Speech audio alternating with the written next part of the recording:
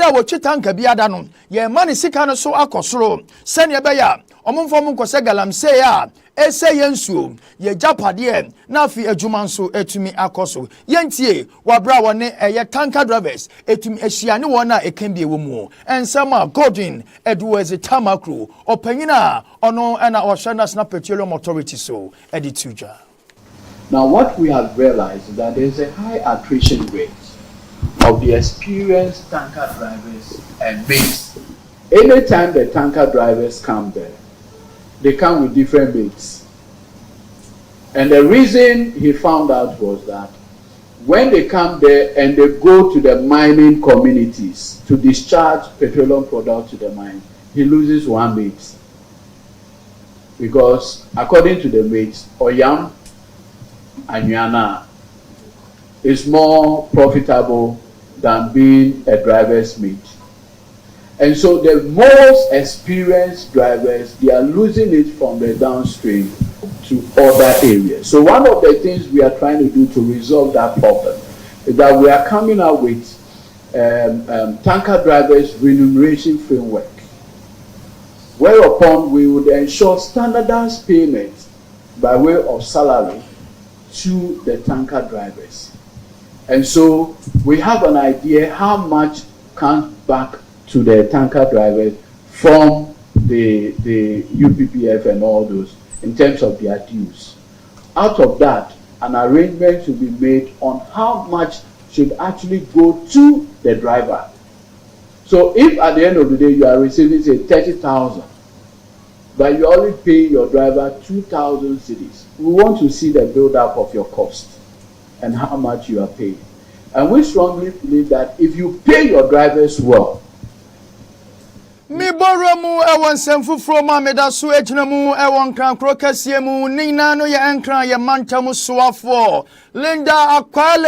Okro ena ekasa editro wona esisi adan ewo Sakumono Ramsia site enam soma aban no aka amanfo se omu emfi no eno na wo ka kiro mo se na wo twe edi omu anim eno mo de excavator pa ena ediba na wo na eche excavator ning na eye emumfo nko am tentom na wonya bebesu ye no wo bunu na de agufom ni nyina ne se omobo omokokosa ehonu mo bia mfa ne dan emfa nkwankosi nsuo na efiriso tumfo nyankopon ba de no wagya nsuo kwan de ato ho na sisi adan ye di sisi nsuo na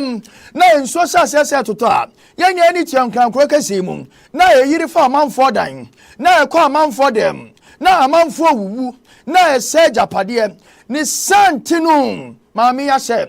wo wudansi ye na woni nkratasam enye tumi na momo wode wo pe eno akosi dan esi wo de na wotwe ya ebeyi wa na obesi ye eno no anso ene bebuogo yentie nsema mami attitude. I have made several efforts to secure and distribute street lights to MMDCs to improve their situation. However, I continue to receive countless calls from the media reports and social media alerts highlighting several dark and poorly lit areas within the region. This situation is deeply concerning, especially given the resources already provided. In view of this, I urge all MMDCs to go back and undertake a thorough assessment of street lighting in your respective jurisdictions in collaboration with the Ministry of Energy and Roads and Highways. So when you do your assessment and notice that your street light falls within the highways, then you have to see the Roads and Highways Minister. If it's energy, you have to make sure that you visit the energy minister. Now we are changing the street light into solar, and so they've started the exercise. And so lobby so that your district will also benefit from the exercise. So please don't relax. Visit the Ministry of Energy, and so that even some of the contractors will be known to you, because some comes to your various districts without even knowing who they are. So please use your opportunity to visit the minister. He said I should let you know he's always available. Just come to the office and draw the attention of the PA or the secretary, and you'll be attended to. So in view of this, I urge all MMDCs to go back and undertake a thorough assessment of street lighting in your respective jurisdiction in collaboration with the Ministry of Energy and Roads and Highways. Going forward, I will also begin calling out specific assemblies responsible for affected areas when these issues arise. But honestly, the insult on me is not easy. And some of you are relaxed when the place is dark. So ejramu ewon kran krokase mu mantamu swafo wabra na otre MMDCs sa wonsie street lights entam ene wudi wani tremu ewo menu kase Taifa Junction ha enkani esa kwano so nyina ba kokran so edikosi poku ase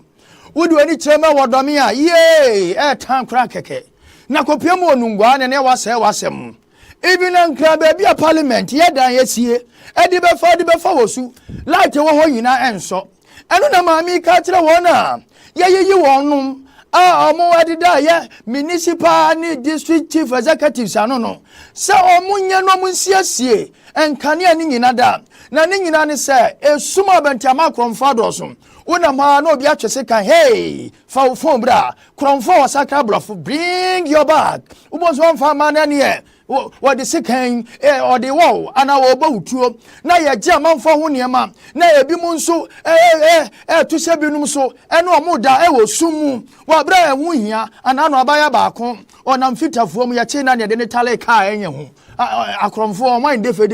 and untino mami to a party say on pesania mano say bibakoso ewon krakromia enti ya wakania awodo ho eno betimi amasum jaba na nipa nso atumi atenase jojo anajo to wosre wo mo say ba bibia da ebi ni no omumfa bi mu boho na ntumi nsenen emaye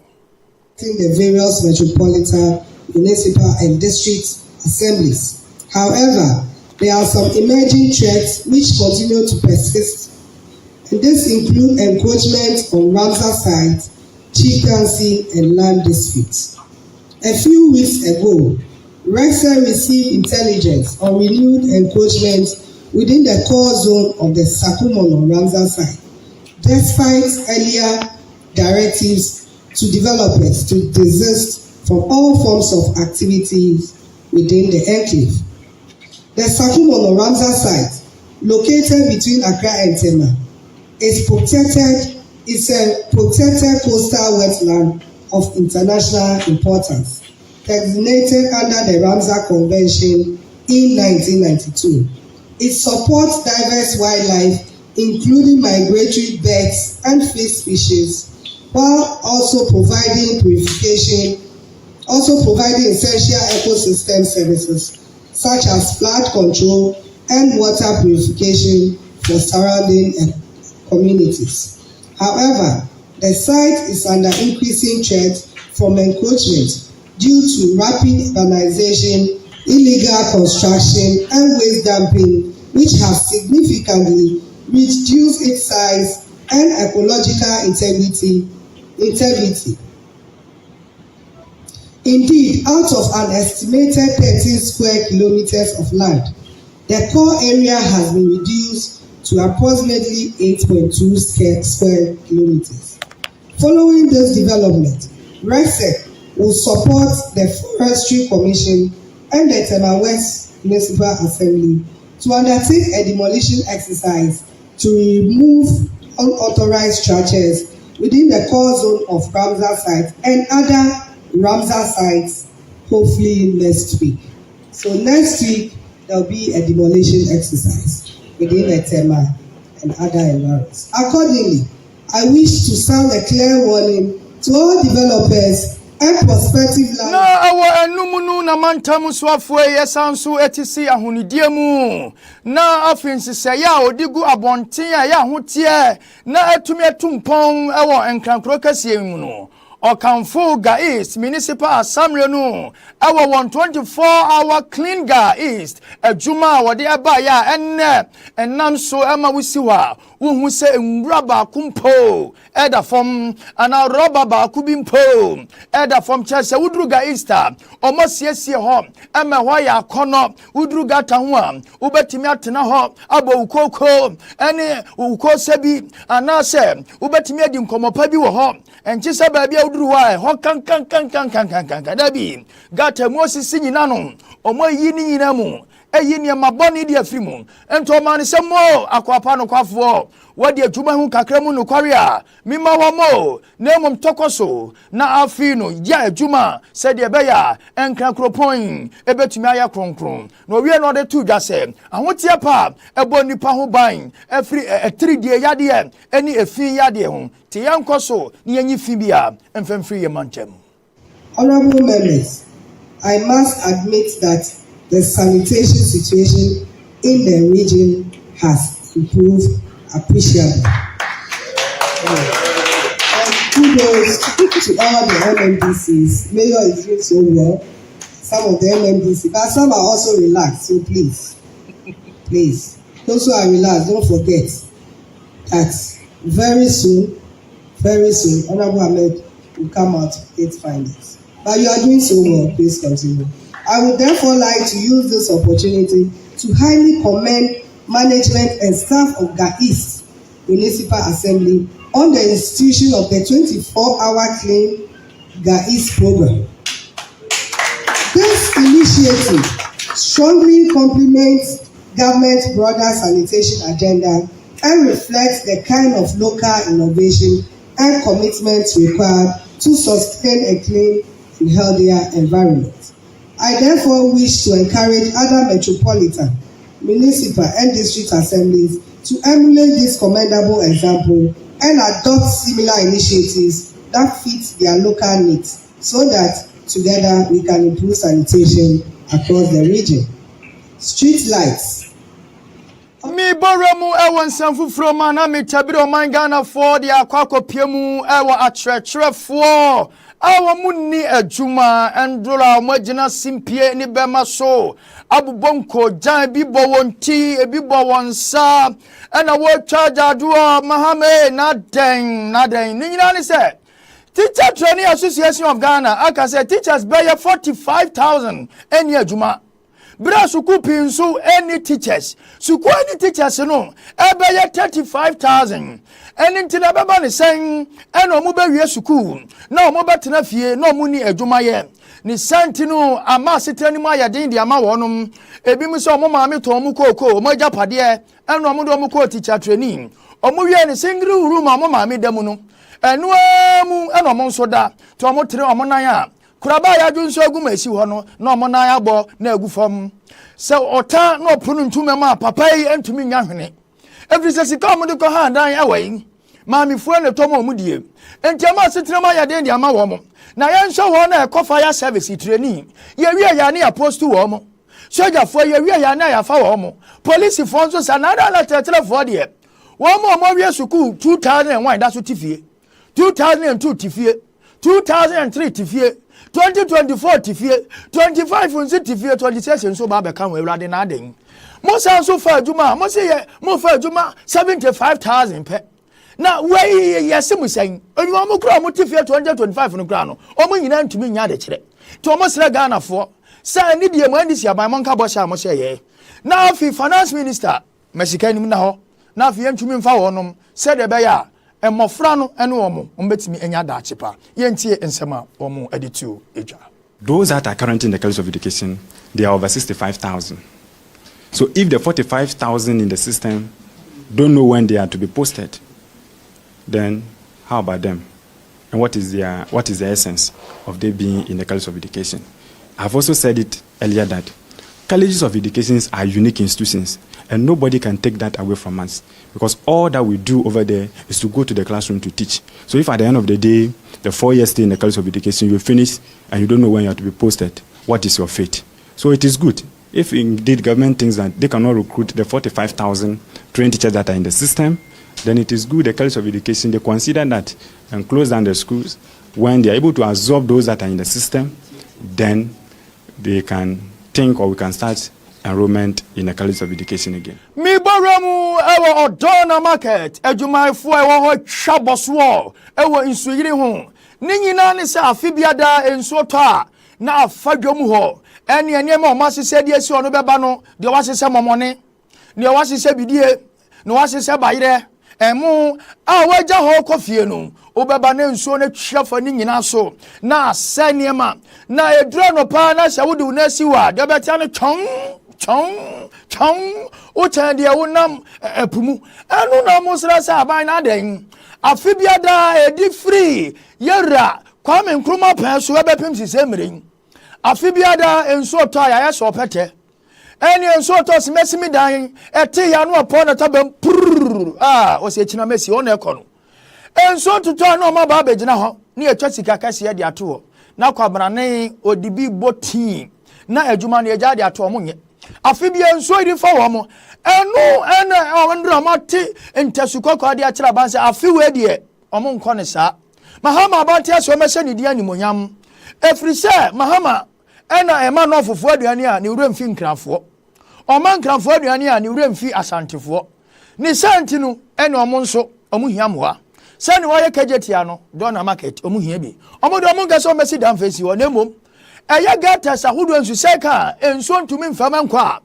enam so ama enso to a na afi afa wo mu nwuma no omo basire ewura Mahama eni wona aka omo ka bie wo mu o se ebere no nie mumra na mumasiesie mamu ntwa ma ensuo no boso me kwakwa wura mu fefe ne ho nkro ne ba atonkro ne atonso no emetoto ansala ma ba begina ho and this the government to do it omo so mo mpesa ni senti no omo sraban so omo mra no omo tumebo omo na niema enyeye ye nti ensema ye ma menom attitude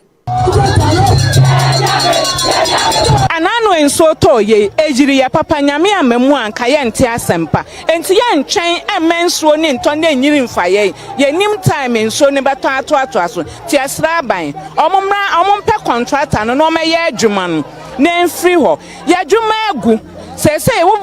twa market yi ma eni panim bebe empatane gugu ha saa se enso obetoto yesra gata na eyiri a ekum nipa ema ye boka ese ya nneoma because of gata intermanfo agigi loans akase omo because ya tata omo enti yesra twani na behwe odona wo odona enwuma ahodo ena ewo odona yesra omo asa gata no omo asa dezenga bi etwa ho eno ti ama obi ya ehunu na waba beto ya de amayen sa ukokwohwe ye ho no musasia na yenyo ye ba eno ne sa ya batena te se ekunafo yesrew amampani yesrew woni wo ministers yesremo omanga no do na fo yesremo wakotoshi wakpajo mama ka wo bi fe ni ka hwe na anu won pa me fai jo mama ka pia fe wakotoshi ye fa ye ti wo wanye bi na me be cheme wodache waba odo na 3 o'clock lonji wo nyongonji wo ame awo mo nyomo pi wanye wa pay beni bank manager chaboshi police in chaboshi nula un chaboshi kanyongo ne be wo yefwe be no ba no fe no te won pa fai ni bi ajoleje ka wo ke ba help antone wodache wo ka wo shika e block for 10,000 blocks. Why are you Ross? I'm a fair back a camera. I'm a George Lano poker hole. What walk by me fight? There's a 3 million people and a Waha Mudiga. Sad your way, Abayo Pakai. Obin to be Traman or Abatadia. Obinsun to me chamunko. One shasa MPP aban the sea into 1 year. What you say ya was your boy maniama. I was seeing that was your mobile yansakan. Yes, Rano. More nani. And snow bronco and a snow MPP abai adi garlic fuokro eba be so ayimu so mo be gamba bia gata na mai ebia mama se de be yen so to enyiri fire no afi moja yen sinsemu mu wie ya mu de chansi an de bo edan maako storyboard maako 32 eso edam de ba be cha hia mu de be ji hu ban obi anko obi ama akrofo wie ya no mati Boremu ewan semfu from Anami Boremu ewa UTC kwanya etumi ayabasa nuna ejuma ye 4 any drivers e diare ho won kwan so ayekwa UTC ene ne mantam wotram se kwan ye kwanfun eye kwantantan eye kwan ya protete se kontebe na se wutika yima na ebo menema tie na awurade madwonku misisi se obamba fafuro na wonya bosome nso no de ne kotram na ebo menema otumi ewo kanim eno na womo etirem se kwan ne de anya kra ento omo sraban se ontumi emeye wona kwan no ema womo se big push ni mpo na bi nso omo so a omo small push na omo ebeje se ne be ya omo asetenam betimi agewon yenti ensema omo nso etimi de tuju ombedwi so na yenim se wedi afa aye wes nti ama dust e buy hamo nti nka be hwa all the laces I have to put them in rubber plastic is na be ya dust enkum everything over here dust ekoba bia nti even crowd o hwe se ade na wankasa personality body ade na be si ade na be ye o nyina rayi mu ti kwane de nka omo medwiso amai kranka yepe at the moment aye na ka enim say omo ye ne Sunday into okay munya no every week because a bit distracted road no ti anka every Sunday nka yen try some back akramai and see so I don't know what is going over there say onkrofo na jema omunsanka musika ombre kwan no whatever you can never think far of what is happening ensuo topene hana yemma awurawura stores ni mu chese timi yemma eno ase ha nyina yemma umtimi ntwam ka kura from abrel enipa kura nya ba bi mfa nti ha ne de ensuo to ensuo anto ha no asai chese asai kura enfu suro enya sam keto stores wa han sei obi e pon a omo de ade katakata akire sei ansa na omato omo do nim mayor ne MP ne na ebe gina kan se omo ba be ye kwa na amaye ampa mo ba no mo frɛ ka ma no be spreadi su kakra efi so no be amba e biom nso to ana asan yire se ye pesa aban na ka sambra no be hwese na kwan ne no be asphalt ne nguso mai se na be ya mfutuo ne ha ye wa biom kwa kan se bu a otai o spring timi ebu when beat me wo time o spring amu a but bu am for emba traffic so ba ko se basa obi abeye slow obi abeko slow na ma traffic ba wo pa yeah to gro mo twato da o me siri mai o fa ba brasa wo me yama wa esra o me yama ne ho ntoye ama ka na se gbe na ese o shocks nyina ese o ma hwe kwan na yinya kwan na edumre inside street wa ese o be jan sa na basa o mo so basa no be cramp kan no mo do ko no kwa juska e be park car na ya ko inside unze ba la be disu kakra kan de ko ba be jama na ya be lock kan ya do ko office nya o mo kwa juska